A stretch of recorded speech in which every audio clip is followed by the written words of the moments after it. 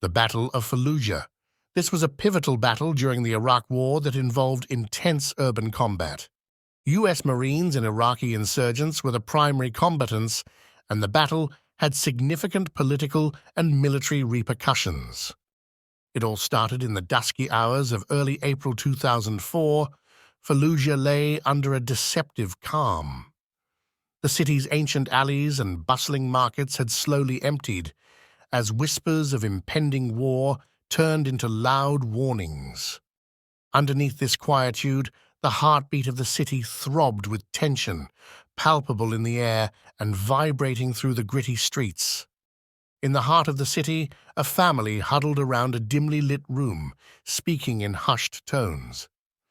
Ibrahim, the father, was a stout man with a beard peppered grey, his face lined with the burdens of life, and now the fear of what was to come. His wife, Amira, held their youngest daughter close, trying to mask her worry with a smile that barely touched her eyes. Their son, Malik, just 16, sat apart with other family members, his young face hardened by the encroaching reality of war. This room, with its peeling paint and the flicker of a lone candle casting shadows, was a capsule of their current world, filled with uncertainty and the looming specter of conflict. Outside, the streets echoed with the sound of military vehicles. The coalition forces were moving in. Led by Captain John Evans, a seasoned soldier with eyes like steel traps, his squad advanced through the outer limits of Fallujah. The rumble of their armored vehicles stirred the dusty roads, a stark contrast to the silent anticipation hanging over the city. Captain Evans, aware of the complex challenges ahead, reviewed the mission details one last time with his team. Each member, clad in battle gear, carried not just weapons, but the weight of the unknown. As the family and the soldiers braced for what was to come, the city of Fallujah itself seemed to hold its breath, waiting for the storm to break its walls. As night fell over Fallujah, the sounds of distant artillery began to echo through the empty streets, a prelude to the storm that was about to envelop the city. Ibrahim paced back and forth in their small living room, occasionally glancing out the window, where the fading light cast long shadows across the cracked walls. Amira tried to distract their children with stories of old Fallujah, tales of heroes and times of peace, her voice a soothing balm amidst the growing chaos outside. Malik, restless and feeling the surge of youthful defiance, listened with half an ear. His thoughts were on the streets, with the defenders setting up barricades and taking positions in the shadows. The idea of sitting idly while his city was on the brink was unbearable. At dawn, the sounds of gunfire and explosions became a relentless cacophony that shook the very foundations of Fallujah. Captain Evans and his squad were now deep within the city, moving from building to building, clearing them methodically. The urban landscape posed significant challenges. Every alley could hide an ambush. Every window could shelter a sniper. In one particularly narrow street, the squad encountered fierce resistance. A shootout ensued, with bullets ricocheting off the stone walls, creating a terrifying symphony of war. Evans, crouched behind a battered vehicle, signaled his team to flank the insurgents' position. Meanwhile, Ibrahim, realizing that staying home was no longer safe, decided it was time to seek refuge.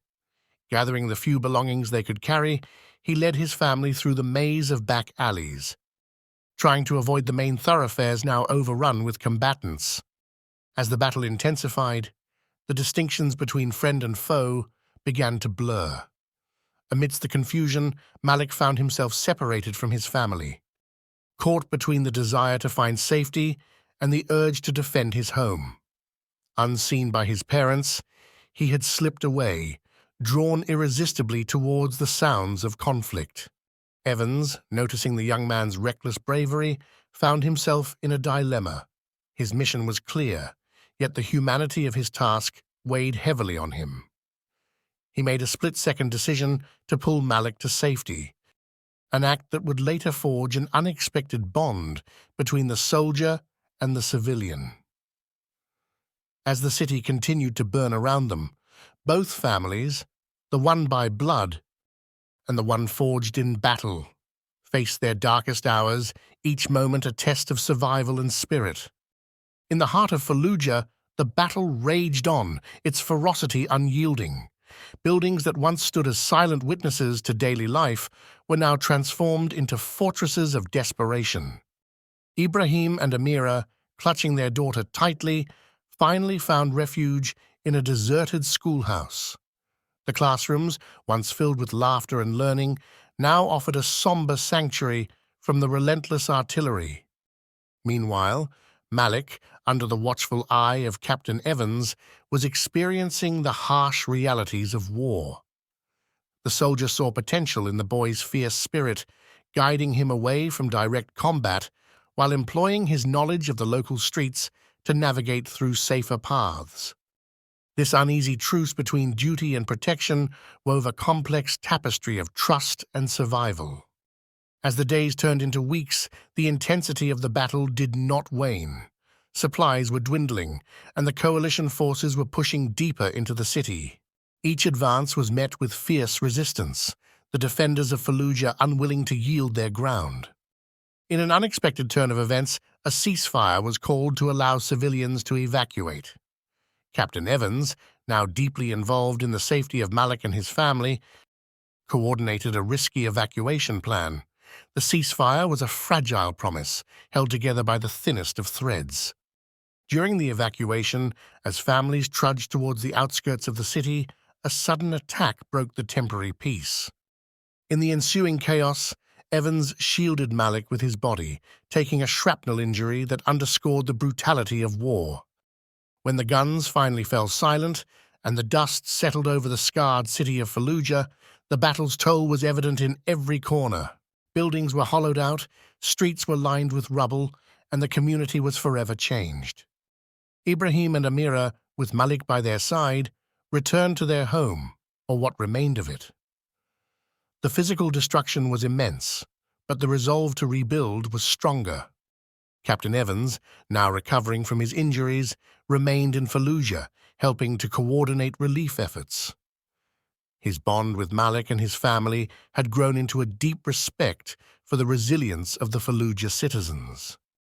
If you found this video informative, kindly give us a like, share, and click subscribe, as this motivates us to produce more exciting content. You can always join the discussion by dropping your comments in the comments section. Don't forget to switch on the notification bell to receive alert when we drop new content.